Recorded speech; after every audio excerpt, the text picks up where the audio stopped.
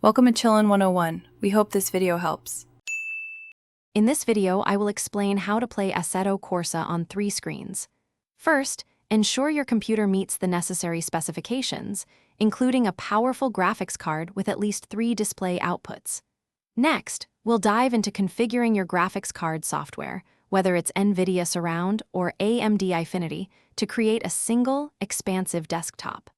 Finally, I'll guide you through the in-game settings within Assetto Corsa to optimize your triple-screen experience for maximum immersion and performance.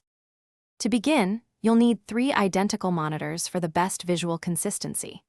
Connect each monitor directly to your graphics card using the same type of display cable, such as DisplayPort or HDMI, to avoid any compatibility issues.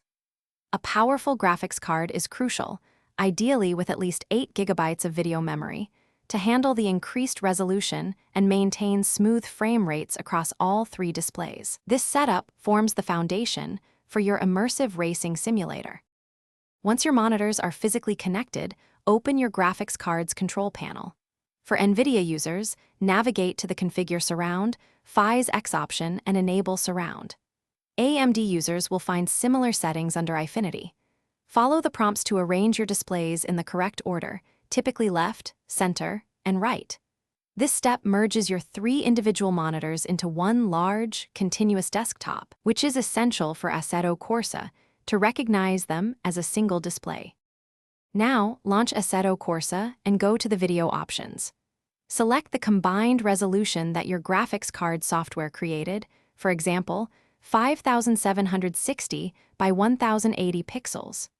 Crucially, adjust the field of view to match your physical monitor setup for a realistic sense of speed and scale. Experiment with other graphics settings like anti-aliasing and shadows to find a balance between visual fidelity and a consistent 60 frames per second or higher. Enjoy your expanded view.